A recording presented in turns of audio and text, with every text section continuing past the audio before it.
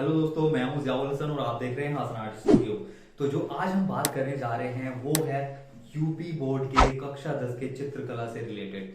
ठीक है, आज हम बात करेंगे सिर्फ यूपी बोर्ड के कक्षा 10 के क्वेश्चन पेपर एंड उसके सिलेबस से रिलेटेड, उसके पाठ्यक्रम से रिलेटेड। तो यहाँ पर आप क्लियरली देख सकते हैं कि कोविड 19 के चलते कोविड 19 महामारी के कारण शैक्षिक सत्र 2020-21 में विद्यालयों में समय से पठन पाठन का कार्य न हो पाने की स्थिति में समय विचारोपरांत विषय विशेषज्ञों की समिति द्वारा निम्नवत 30% पाठ्यक्रम कम किए जाने की अनुशंसा की है।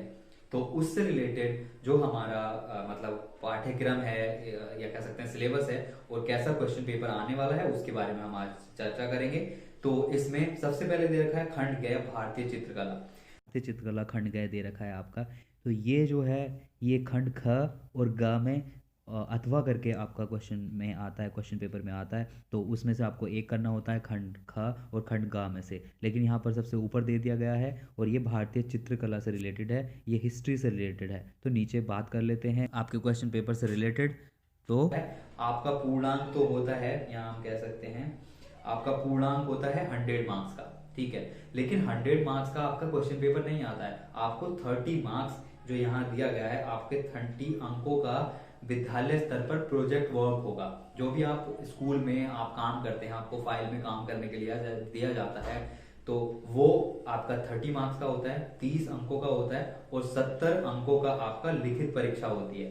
ठीक है, तो जो 70 अंकों की आपकी लिखित परीक्षा होगी हम उसके बारे में बात करते हैं। तो इसमें खंडों से विभक्त किया जाता है, इसे 3 खंड होते हैं वैसे, जिसमें आपका होता है खंड क जो अनिवार्य है। चाहे आप जो 3 खंड होते हैं आपके क ख ग, तो आपका खंड का अनिवार्य होगा।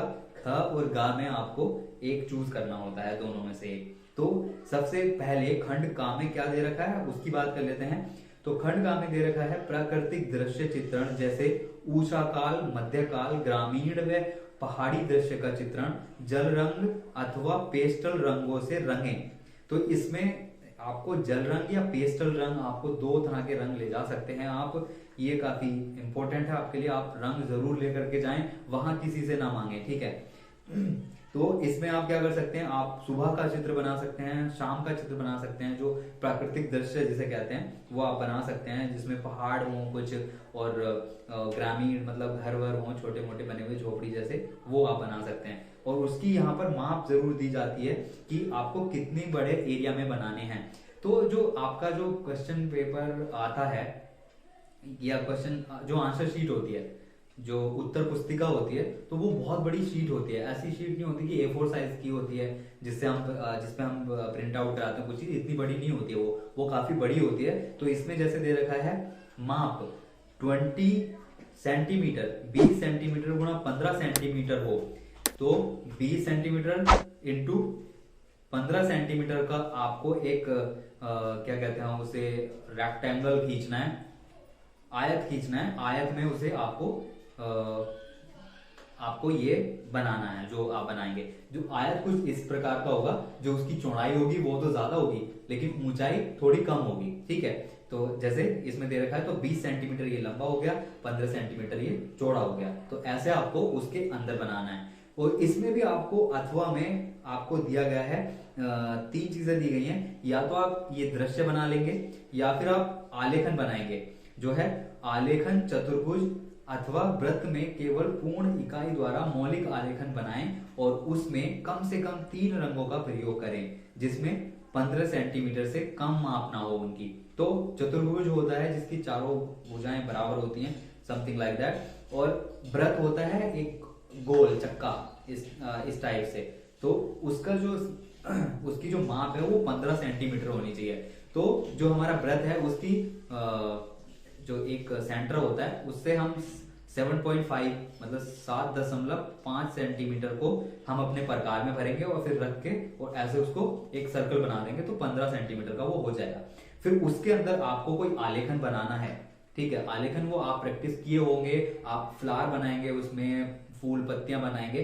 ठीक है, वो चीज आप करेंगे। और यहाँ पर भी आप रंगों का जो आप इस्तेमाल करेंगे वो सिर्फ जल रंग और पेस्टल रंग ही कर सकते हैं, ठीक है। और इसका अथवा एक और दे रखा है जिसमें प्रावधिक अन्य स्पर्शी तथा बाह्य स्पर्शी अंतर्गत एवं परिगत आकृतियों, रेखाओं तथा वृत्तों को स्पर्श करते हुए स्पर्श रेखाएं, क्षेत्रफल संबंधी साधारण निर्णय, ज्यामिति, आलेखन, साधारण एवं कर्णबद्ध पैमाने। तो ये जो आपका प्राविधिक कला है ये आपका रिलेटेड है समथिंग लाइक मैथ्स। तो इसमें आपको रेखाओं और पटरी प्रकार इसकी जरूरत होती है, उस प्राविधिक कला जो होती है, तो उस टाइप के इसमें क्वेश्चन आएंगे। तो आपको अब आपके ऊपर है, आप इसमें से सबसे अच्छा किसमें कर सकते हो। क्या आप प्राकृतिक दृश्य सबसे अच्छा बना सकते हो या फिर आलेखन आप सबसे अच्छा बना सकते हो, जो चीज आपको सबसे अच्छी आती है, या फिर आप मैथ्स में अच्छे हो और आपने इसके बारे में पढ़ा है, रेखाओं के, आकृतियों के, वृत्त, ये क्षेत्रफल वगैरह वगैरह इसके बारे में पढ़ा है, तो आप इन तीनों में से कोई कर सकते हैं। अब आपके 45 मार्क्स तो यहाँ पक्के हो गए। अब हमारा 70 में से 45 में कितना बचा, 25 मार्क्स, ठीक है। तो यहां पर हमारा बचा 25 मार्क्स। तो 25 मार्क्स के लिए हमने क्या करना है, इसमें हमें दे रखा है खंड ख, साधारण जीवन में दैनिक उपयोगों की वस्तुएं, घरेलू बर्तन जैसे सुराही, बाल्टी, लोटा, मर्तबान, केतली, बोतल, गिलास तथा तरकारी, फल आदि पेंसिल द्वारा रेखांकन होगा। तो जो ऊपर वाला हमारा पोर्शन था उसमें हमें दो चीजें यूज करनी थी, जल रंग एवं पेस्टल रंग से उसको बनाना था। पहले हम वहां पर भी पेंसिल से बनाएंगे, फिर हम जल रंग और पेस्टल रंग यूज कर लेंगे। और जो दूसरा खंड है, खंड ख, जो 25 मार्क्स के लिए है, इन दोनों को मिलाकर 70 मार्क आपके हो जाएंगे, 70 अंक आपके हो जाएंगे। तो इसमें क्या है, साधारण जीवन में दैनिक उपयोग की वस्तुएं, जैसे घर में जो यूज होती हैं, सुराही हो गया, बाल्टी, लोटा, मर्तबान, केतली, बोतल, ग्लास, तरकारी। तरकारी मतलब यहाँ पर दिया गया है वेजिटेबल्स, जो फल जो सब्जियां होती हैं वो यहाँ पर दी गई हैं, जो तरकारी होती है। और फल जो होता है ये आपका जो फ्रूट्स होते हैं वो होंगे।